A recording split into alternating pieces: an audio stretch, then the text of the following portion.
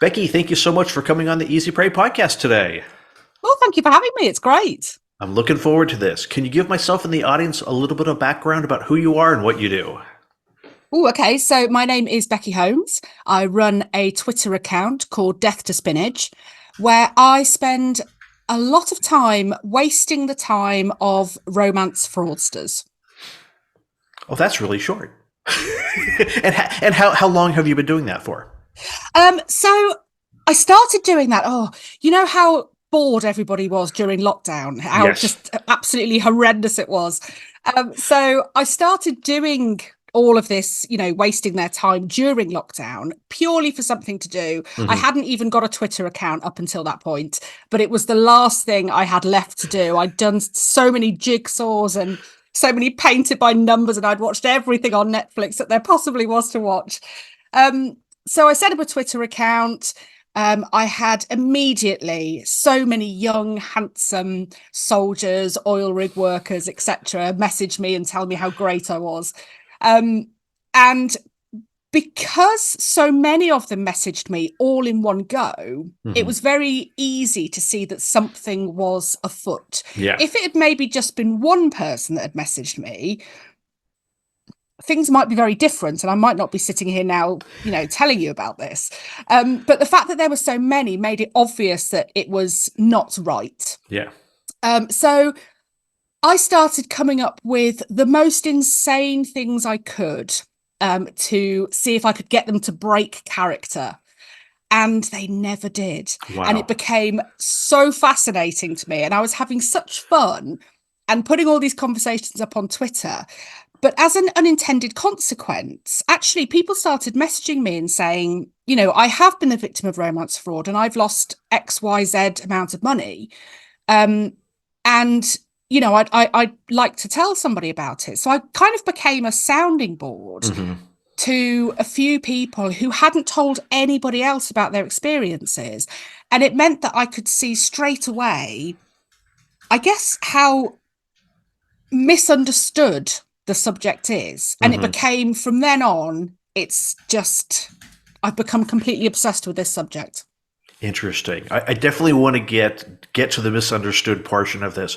But why, like, aside from the I've got nothing else to do, why did you choose to try to engage with romance scams as a form of entertainment or It curiosity? Yeah, it was really because, like I say, I joined Twitter thinking that it would be something to do, something where I wasn't watching the news all the Hmm. time and I could kind of, connect with people on Twitter. Um, and it became a hobby. As silly as that is, it became a hobby. And I didn't really think too much about what I was doing. I just knew that I was entertaining myself. Hmm. And it just so happened that it was always romance fraudsters who got in touch with me. So it wasn't that I decided specifically to speak to them. Uh-huh. I had no choice. It was always them that got in touch. Oh, so interesting. So we'll come back to some stuff, but I want to go down this line. So once you started posting your interactions with romance skimmers on your Twitter feed, did you still continue to get people reaching out to you? I Oh, mean, it, like it hasn't scammers. absolutely, and it still hasn't stopped today. I still get them today. Oh, that's so Um, interesting. what I found is that once you engage with a romance fraudster, even if you haven't sent them any money, which I haven't, the fact that you've engaged, your name goes on what they call a Mm. suckers list. So a little bit like with cold calling, your details get sold on. And, the more you engage with them, the more lists you get sold on to. So, of course, there's me spending all day, every day chatting away to these horrible people in God knows where. And it just means that I get more and more of them. Oh, that just so baffles me that they haven't bothered to even look at your page to see that you're outing romance scammers. Well, I think what it is, they target hundreds of women at any one Yeah. time. So they never take any notice until you actually engage with them. They don't even look at your profile. It's a bit like on a dating app. A fraudster will join a dating app and he will just press like on Hmm. every single woman. It doesn't matter what her requirements are. whether he is going to be in any way what she's looking for, but he just presses like on everyone because he wants that one person to bite. Mm-hmm. Interesting. So you talked about people reaching out to you, and let's take a step back one more. So let's define romance scams from your perspective. I think a bunch of the listeners have an idea, but let's make sure we're all on the same page here. Yeah, so romance fraud, I would say, is when a perpetrator starts a relationship with somebody for fraudulent purposes. Now, that's very, very often money because they want some kind of financial gain. But at the same time, it might not be. So there's somebody I know who was the victim of romance fraud, but actually never handed any money over. It was absolutely down to power. So this man was leading a double life. Well, actually, no, not just a double life, a life of many different women. And it's still a fraudulent relationship because it's not true. But more often than not, there is a financial element involved. Yeah, the end game is, how do I separate this person from their money? Yeah. Oh, that's Sadly, awful, yeah. awful. So when you've had people approach you wanting to tell you their story, and you say this space is very misunderstood, can we talk about that? And what are people misunderstanding about this space? I could talk about that specifically for hours. There are a number of things. So I think firstly, I don't know what it's like over in the States. I suspect it's the same. But over here, victims of romance fraud are generally assumed to be lonely, middle-aged women, desperate for a man, no self-respect. They're happy to give their money away, all these sort of horrible stereotypes. Yeah. Now, that's not the case. I'm sure there are a lot of middle-aged women out there who, have become victims of romance fraud. Of course there are. But there are also people in their 20s and people in their 70s, and men and women, black and white, gay and straight, of every different socioeconomic group as well. So it's very misunderstood in that it can be anybody. And it's also very misunderstood that it only happens to people of, I don't know, I guess low intelligence. Because people I've spoken to, I interviewed a CEO, a lawyer. One of the people that I interview in the book is a UK detective who deals with fraud. So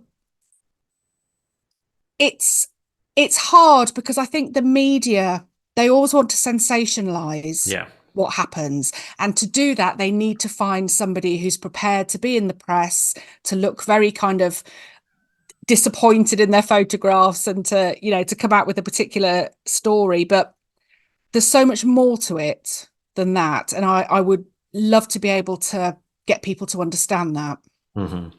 I know we were talking earlier about what are we getting wrong with people who are affected? Like, how are we, aside from assuming that there's a stereotype, what are we getting wrong about helping people who've been through this experience?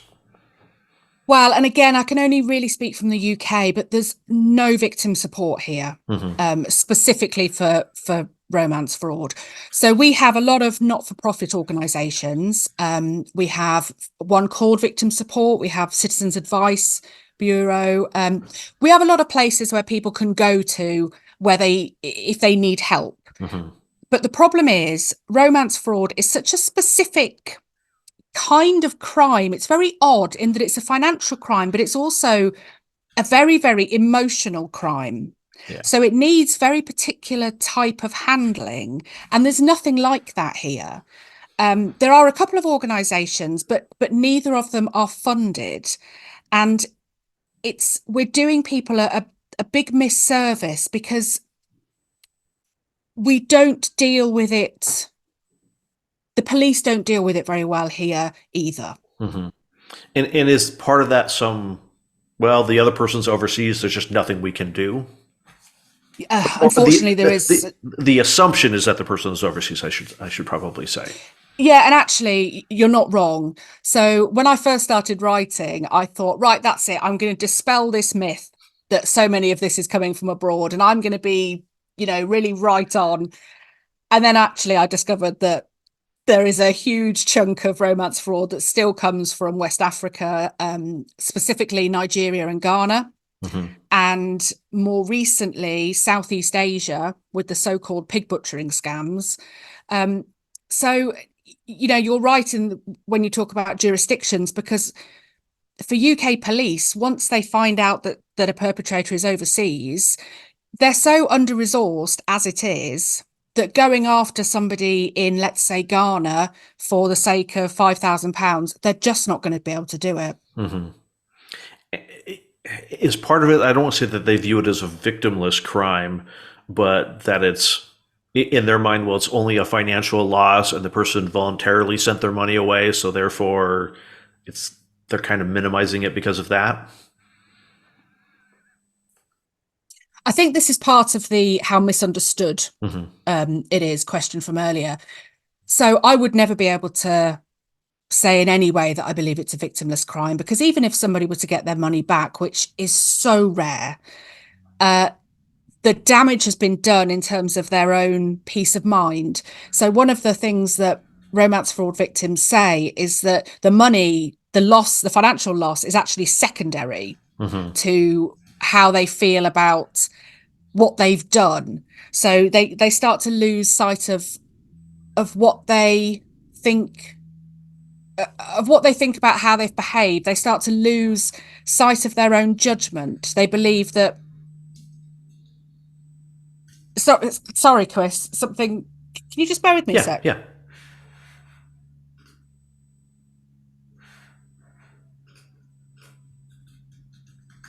Okay. My neighbour across the hall, in the flat across the hall, um, keeps falling over, Oh no. and I thought I heard that then, but I didn't. Sorry. Oh, these things are much more important and pressing than Yeah, than I our would have. conversation at the moment. We can easily edit Yeah, that out. If you need to run over and check on her, like, no, I would be able to hear that. That's fine. okay, That's fine. Yeah. this is something we'll edit out.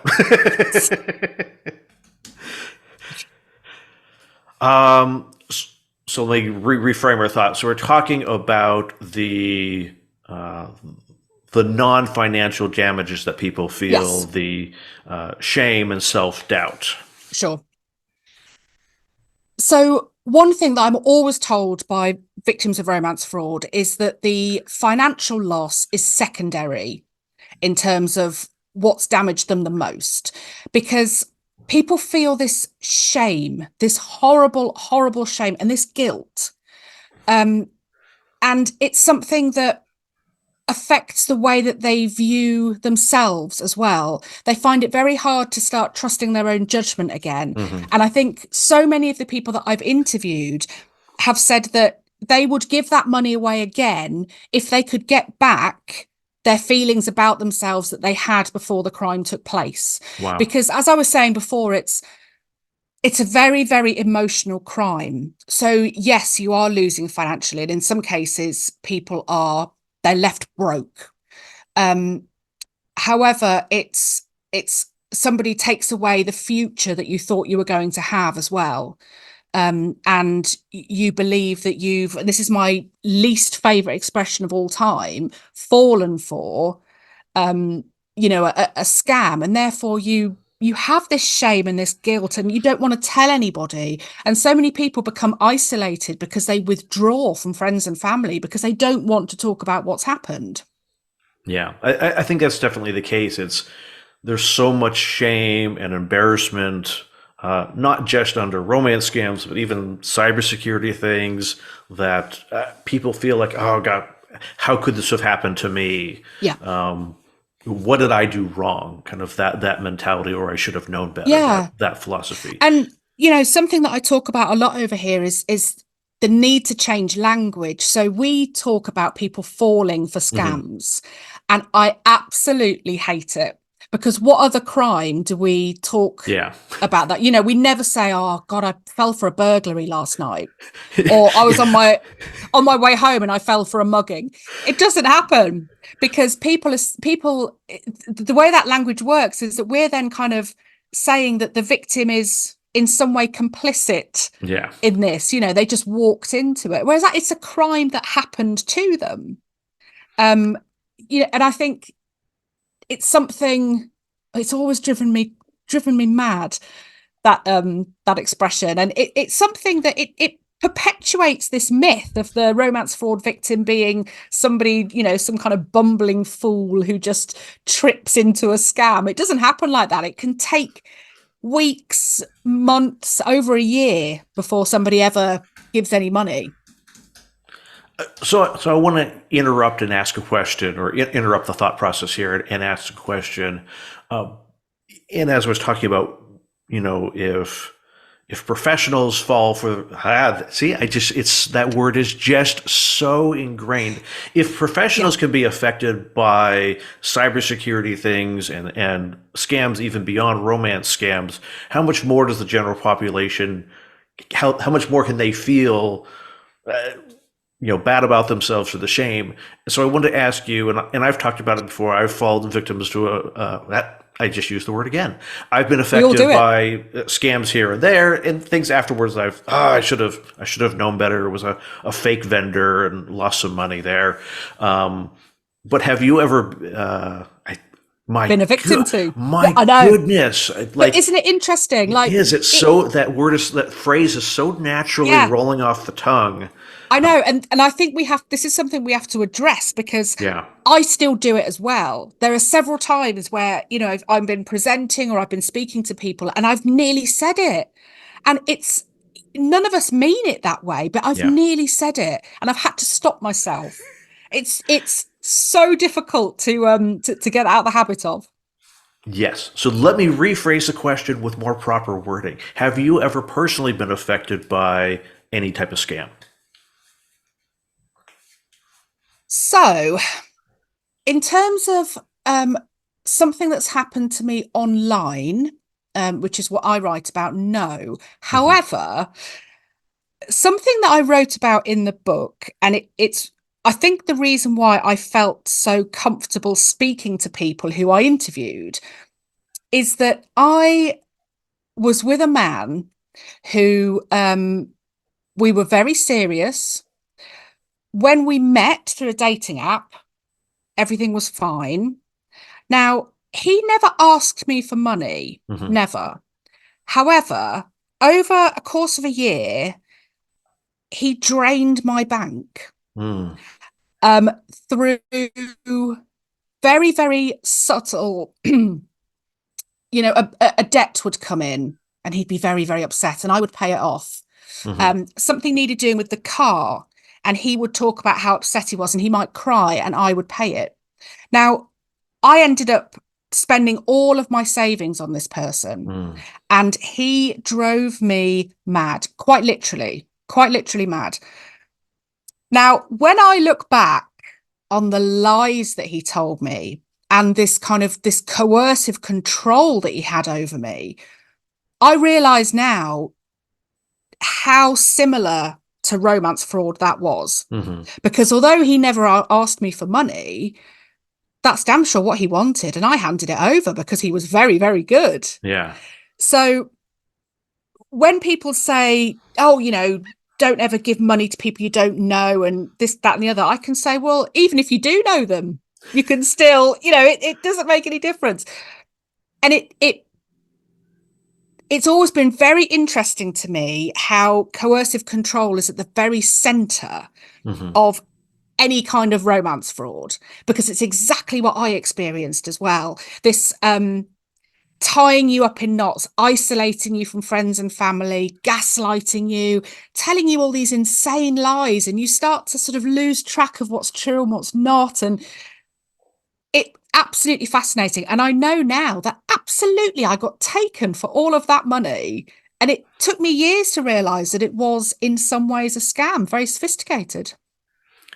And was it that he was playing the victim of life, kind of that Yeah, scenario, that everything, all these things that were happening to him, he's just the poor victim, and he's a good guy, and the world has just been rough to me. very, very much so. But some of the, and I'm not going to give it away because I did Hmm. write about it. Some of the lies that he told me. There was one point when I was writing, and I was writing what he told me, and I actually burst out laughing because I thought, what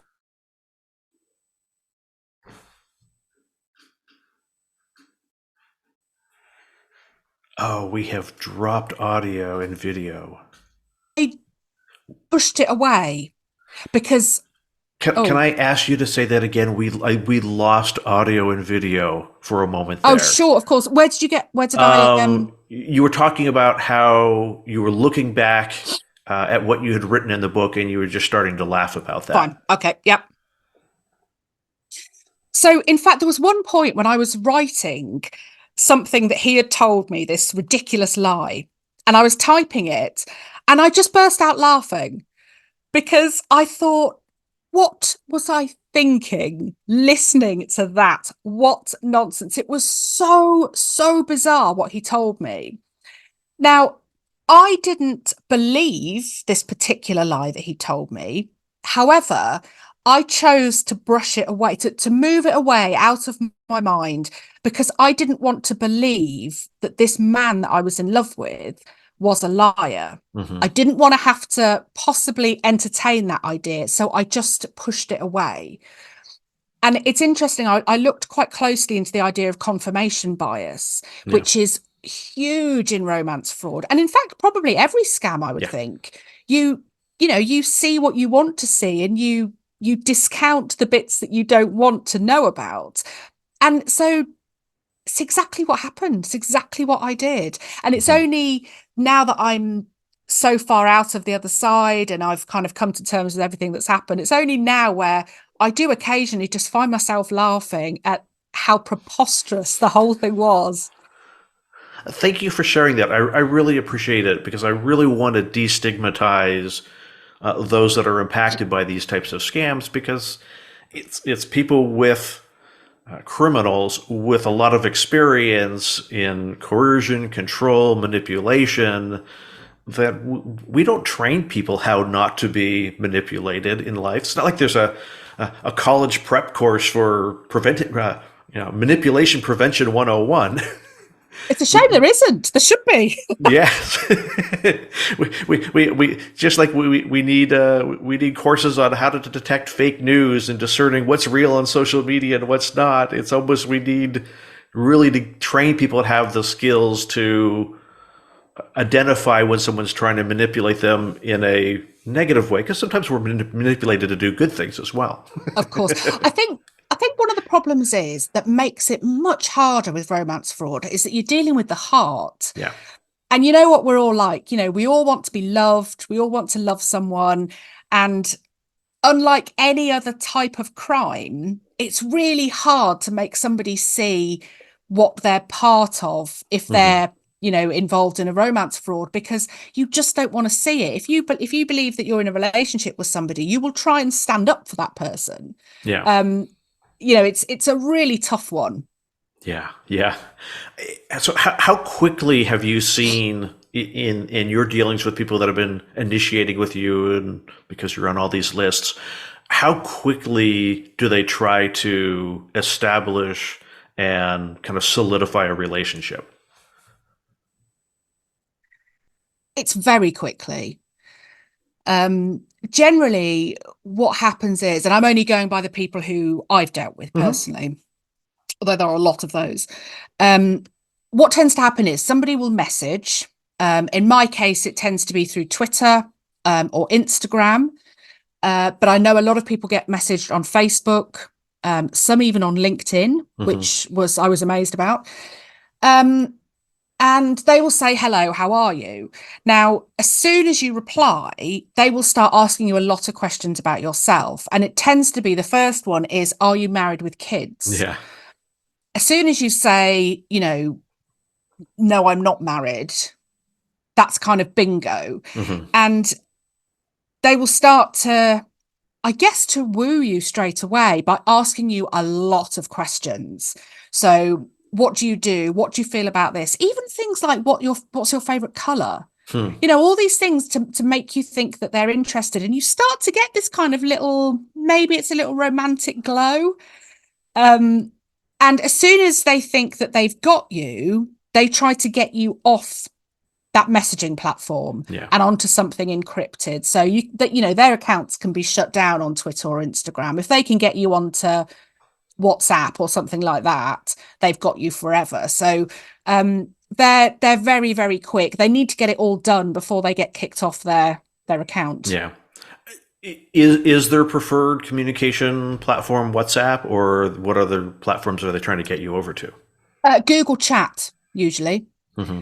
Used to be called Google Hangouts, and it's based on your email address. So if Gotcha. you just set up a Google Chat Hmm. email account, and it works a little bit like WhatsApp does. There's also one called Viber, Hmm. who I've spoken to people about. I've not used it myself, but it's anything where it's encrypted, which means that it can't be traced back to them, Yeah. and they can't be told to leave, and they can't be found. So whenever anybody says to me, what's a red flag for a romance fraudster, one of the first things I always say is if they try to get you off a platform straight away. Yeah. That's a good indicator, because they know at some point that account's going to get shut down, and they want you Exactly. away from it before that ever happens. Yeah, precisely. Yeah. Yeah, it was when you were talking about saying, "Oh, I'm surprised it even happens on LinkedIn."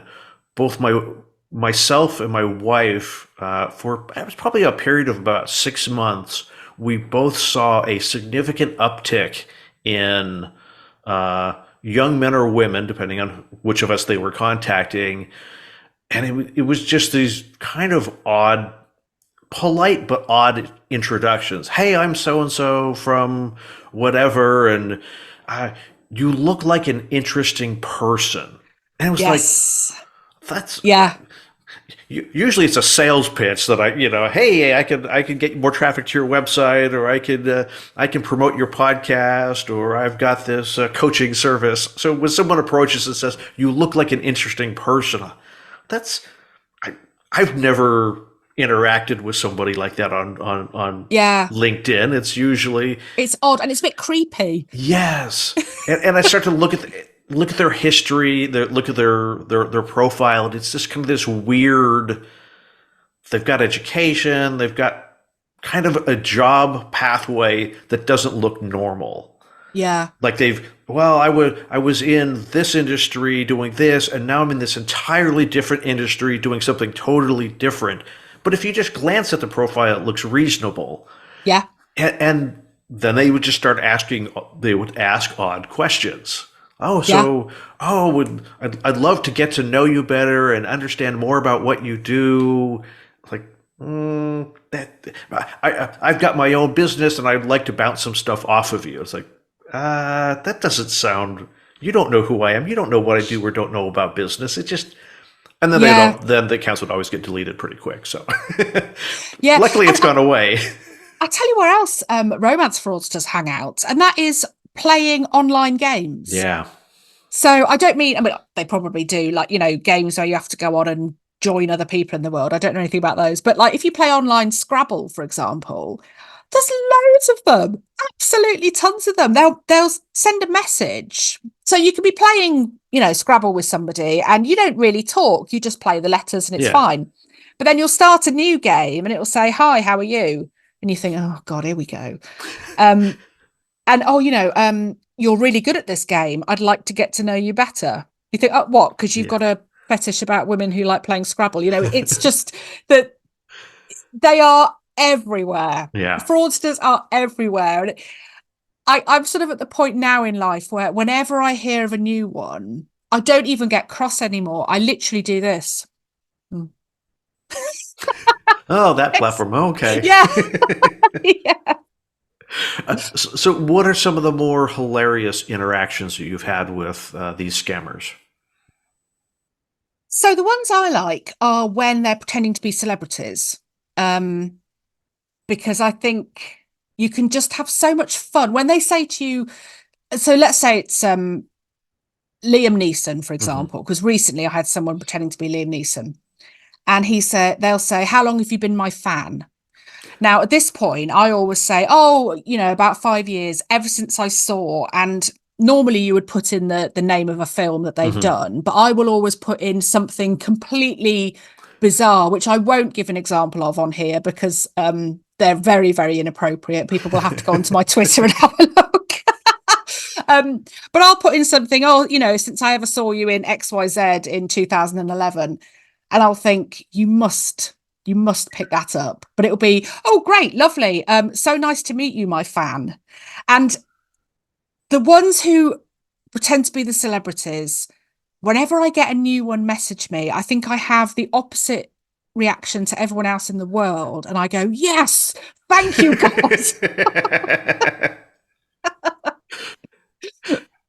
Yeah, like and again, I've seen these, and I don't want to demean people, and but oh gosh, what's the guy the guy who plays Aquaman? What the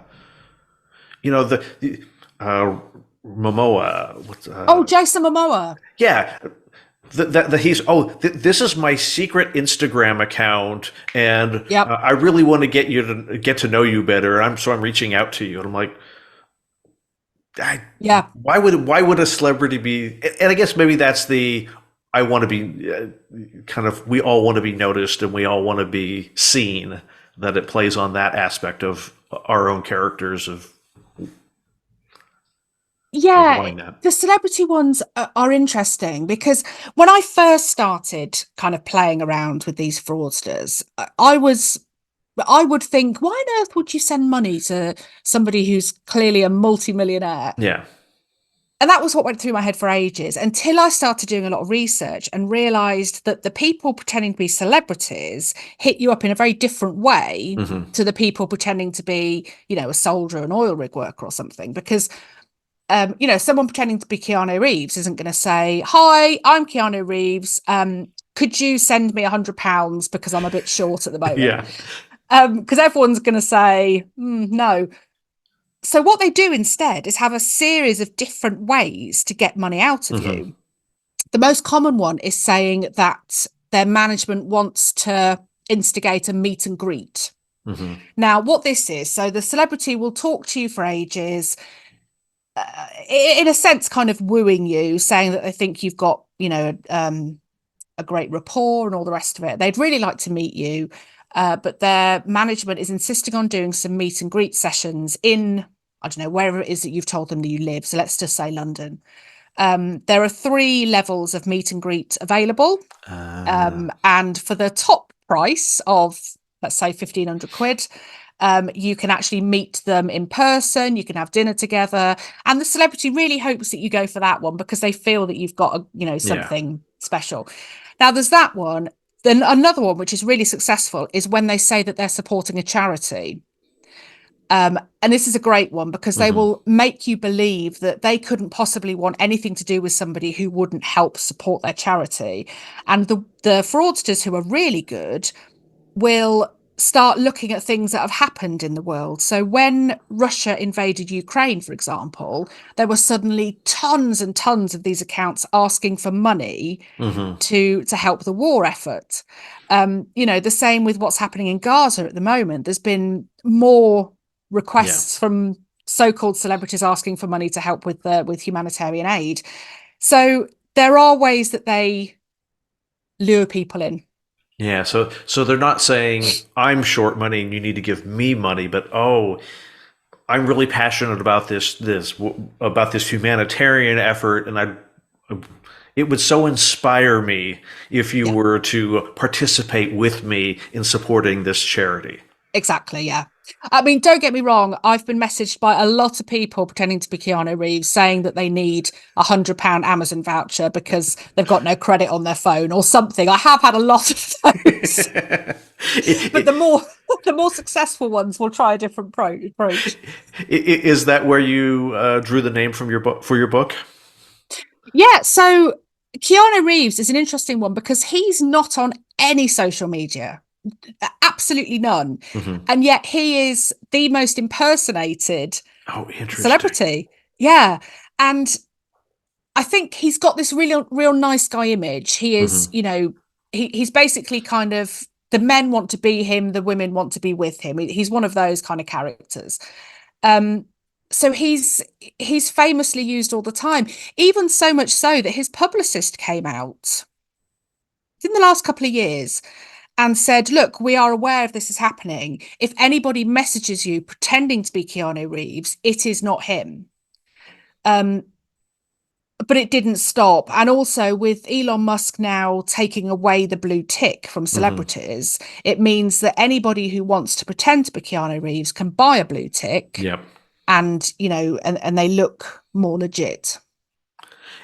And I think one of the things with Keanu Reeves, and maybe why he's such a popular figure to use, is there's so many news stories about him riding the subway, Exactly. walking down, the street in New York, and giving money to a homeless guy, Yeah. and he just seems. There's this impression that he's a guy just like me, or He's a man of the he's people. a man of the people. He's not this Yeah. stuck up celebrity. So of course he'd be willing to chat Yeah. with anybody. Exactly. This is what I mean. Men love him, women want to be with him. It's everybody likes him because he's just seen as a decent human being, and there's not many of them in Hollywood by all Yeah. accounts. So he's, and let's face it, it's doesn't, he's not too bad looking either. So, yeah. So as we work towards wrapping up here, um, I guess a couple questions. How should we be treating people when we hear they've been affected by a romance scam? What's going to be the most impactful way to provide support or connect with them and help them in their journey? Helping people who've been the victim of romance fraud is a very tricky thing because it's so specific to Hmm. somebody's own what they need. However, the one thing that everybody needs is understanding and kindness. Nobody needs to be told they're stupid. No one needs to be told that they're naive or gullible. And no one needs to be told that there's nothing they can do because this bloke lives Hmm. out of the country. What needs to happen is they need to be listened to when they report the crime. Hmm. They need to be given a crime reference number. That's what happens over here. Um, they need to be signposted to some support, emotional support if they need it. And I think more than anything, we should be looking out for our friends and family and not become the kind of society where we turn our backs on people simply because we don't understand the nature of a crime. Hmm. There are so many times that people say to me, well, you just don't send money to someone you don't know. It's as simple as that. Nothing is as simple as that when Yeah. it comes to romance fraud. Because as I said before, we're talking about the heart. And when you're in a relationship with somebody, whether it's real or not, you think you do know them. So when you say to Yeah. someone, well, don't send money to someone you don't know, I thought I did know them. Yeah. We need to be changing the language that we use when we speak to victims of romance fraud so that they don't feel like they're being vilified and made fun of. I Hmm. feel really, really strongly about that. And so, if someone we know is kind of in the process and we think they're being taken advantage of in an online romance scam, how could we help them? Because I know so much of that behavior in that situation is the person is being told, "Don't," maybe not in these exact words, but the undercurrent is, "It's us against the world. Yeah. Don't trust, don't trust us. They're trying to break us. Don't trust them. They're trying to break us up." Yep. If we're on the outside looking into that, how can we help get a person out of that, or at least have a real conversation with them where they're not going to be defensive and protective, or to at least So break down that barrier a little bit? yeah, and again, it's a really tough one because we're talking about trying to get in the middle between two people Hmm. who one of them feels that they're in love. There's a big similarity between what victims of romance fraud go through and victims of domestic abuse. Hmm. So this being isolated, being told it's you and them against the world, um, the gaslighting and all the rest of it. Now, I'm someone that's been in that situation. And I know for a fact that when friends would say to me, you need to get rid of him because he's going to do this, he's going to do that, I backed away from that friend because I felt that they were being aggressive and I felt that I Hmm. just wanted to protect my partner. One of my friends said to me, listen, I don't think this is right. I don't like what's happening here. However, this is up to you to go through this journey, but Hmm. I'm not going anywhere And should anything happen, I want you to tell me, because I don't care that anything will have happened. I just want to be there for you. Hmm. And I think that's a really good way of being, just to say to somebody, look, I've got a funny feeling about this and I don't want to fall out about it, so I'm not going to keep bringing it up, but I think there's something off. Now, if that turns out to be the case, please let's talk, because we Hmm. can sort whatever needs to be sorted. We can do it. Yeah, I'm not going to judge you if that is kind of I'm not Exactly. going to judge you if that's the case. I'm still going to be your friend regardless of Precisely. how this turns out. Precisely. Yeah. And that's probably countering everything that the abuser, the criminal is saying and doing to the person. Yeah, they'll be saying, like you said, it's you and me against the world. They don't understand us. They're jealous. They're this, that, and the other. And if you go in there and just say, I'm not going to say anything bad about your partner because I don't know him, I'm not going to say anything bad. What I am going to say is that I care about you. And should anything happen, I'm here. You I know, like that. That's really good. If people want to find your book, where can they find your book, and what is the complete title of it? the complete title is Keanu Reeves is not in love with you. The murky world of online romance fraud. I actually had to read it off the front of the book there. It's so I'd forgotten the subtitle. So it's out in the UK now. It comes out in the States beginning of April, but I believe you can buy it on Kindle already, but you can pre-order on Amazon should you wish to. That's awesome. And what is your Twitter X handle? If people want to read, get the blow by blow, up to the minute updates about what's going on with the fraud in your life. So my Twitter, I'm not calling it X. My Twitter handle is Death to Spinach. That's awesome. And do you invite people to tell you their stories? I haven't done, but they're welcome to. I get a lot of people who message me directly on Twitter to say Hmm. this has happened to me. Sometimes they just want to tell somebody to offload. Hmm. Other times they want to say, look, I'm someone that's come through this. And sometimes people just want to say, look, this bloke pretending to be Keanu Reeves messaged me this morning. What do you think about this? So I do get a lot of people message me because, as we know, my inbox is open. We'll invite people who have been affected by romance scam just to reach out to you and say, "Hey, here's how I got through it," and maybe it'll ring some bells in our head of how we can better help people that are facing this issue. Absolutely. And anywhere that, if I can signpost anybody off to anywhere that I feel would help them, then of course I'll do that. Awesome, Becky. Thank you so much for coming on the podcast today. It's been a pleasure. I've enjoyed every minute.